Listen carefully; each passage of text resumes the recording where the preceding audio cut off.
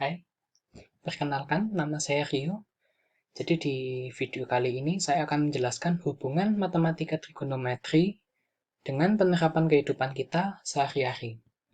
Oke, jadi di dalam bab trigonometri ini saya akan menjelaskan 4 materi. Yang pertama adalah aturan sinus, yang kedua adalah aturan kosinus, yang ketiga adalah luas segitiga, dan yang keempat adalah grafik fungsi trigonometri.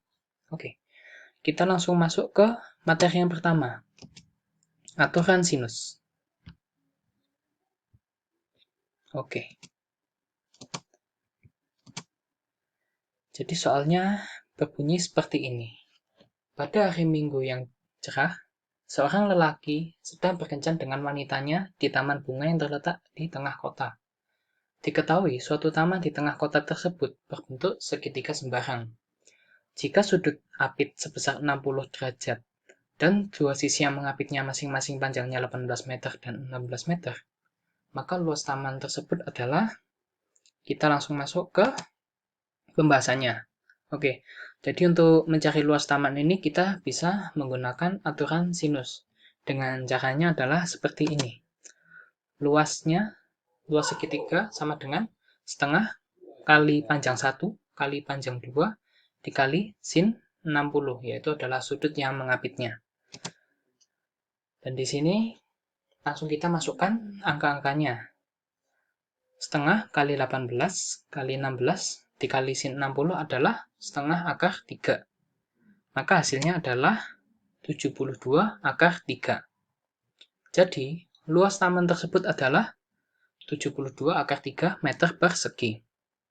Oke, kita langsung lanjut ke materi yang kedua, aturan kosinus. Pada suatu pagi hari yang cerah, rumah seorang kakek bernama Panji didatangi kedua anaknya yang berasal dari luar kota. Mereka datang ke sini untuk melihat keadaan orang tua mereka dan untuk menikmati suasana keluarga besar. Setelah seharian bersenang-senang, akhirnya kedua anak dari kakek tersebut pulang. Anak pertama menaiki mobil A dan anak kedua menaiki mobil B. Keduanya pergi meninggalkan rumah kakek Panji bersama-sama. Mobil A bergerak ke arah timur laut dengan arah 30 derajat dan kecepatan 30 km per jam. Sedangkan mobil B bergerak ke arah timur dengan arah 90 derajat dan kecepatan 45 km per jam. Pertanyaannya, jika kedua mobil bergerak selama 2 jam, maka jarak kedua mobil tersebut adalah, kita langsung masuk ke pembahasannya. Di sini saya memberi ilustrasi gambarannya. Jadi dari rumah kakek Panji dan jarak mobil A dan juga jarak mobil B. 60 km ini adalah jarak yang ditempuh mobil A selama 2 jam dengan kecepatan yang ditentukan yaitu 30 km per jam. Hal ini juga sama terjadi ke mobil B 90 km ini. Nah, dengan ini kita dapat mencarinya dengan aturan kosinus. Dengan rumusnya sebagai berikut. AB sama dengan akar PA kuadrat plus PB kuadrat min 2 kali PA kali PB kali cos 60. Sekarang kita masukkan angkanya. Akar 60 kuadrat plus 90 kuadrat min 2 kali 60 kali 90 kali cos 60, yaitu adalah setengah.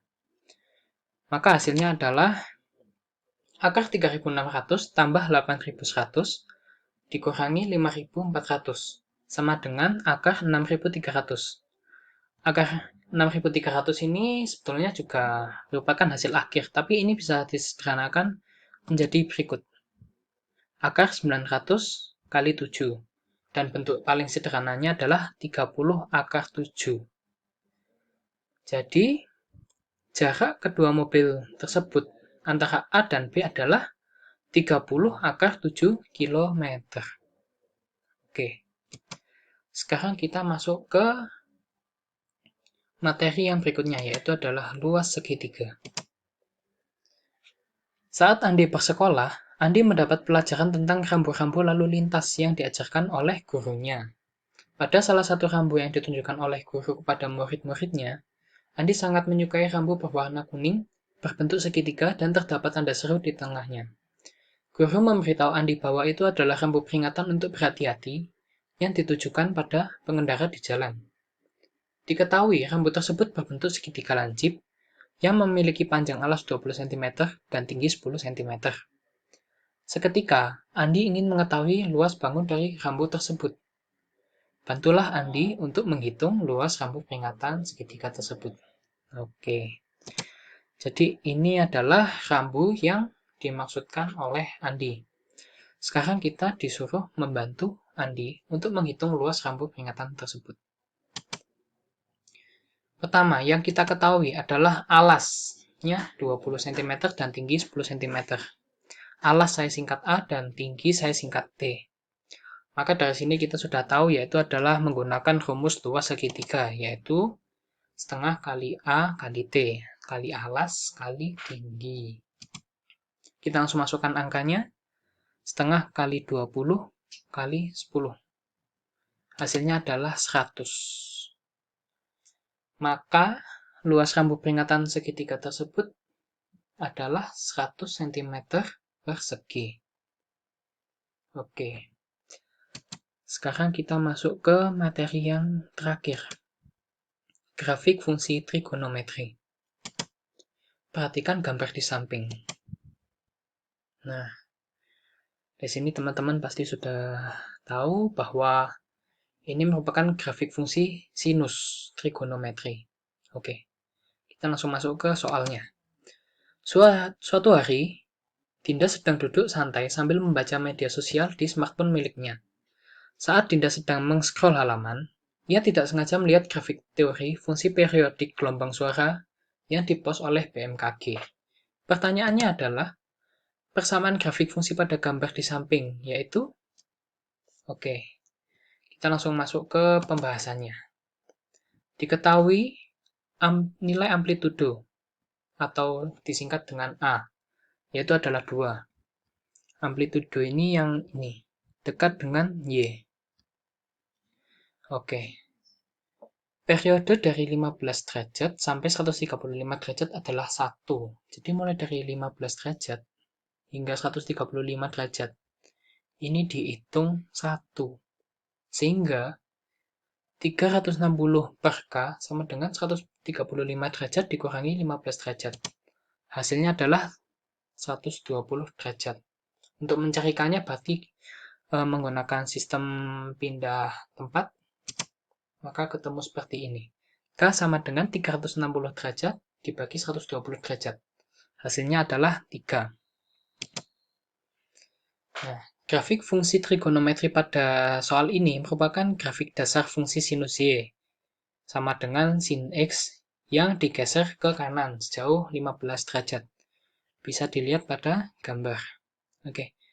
Melalui ini kita bisa menggunakan persamaan umum fungsi sinus, yaitu adalah Y sama dengan A sin K dalam kurung X plus minus A, kurung tutup plus minus C. Oke. Jadi persamaan grafik fungsi trigonometri yang sesuai dengan gambar pada soal adalah kita langsung memasukkan angka dari yang kita ketahui tadi. Y sama dengan 2 sin 3 dalam kurung X dikurangi 15 derajat. Maka hasil akhirnya adalah Y sama dengan 2 sin dalam kurung 3X min 45 derajat. Oke. Nah. Oke. Jadi segini dulu penjelasan materi yang dapat saya berikan. Terima kasih sudah menonton. Mohon maaf bila banyak kata-kata yang salah, karena saya juga masih pemula dalam menyampaikan materi-materi, apalagi untuk bidangnya yang matematika, fisika, sejenis itulah. Ya, terima kasih sudah menonton, dan sampai jumpa di video selanjutnya. Bye.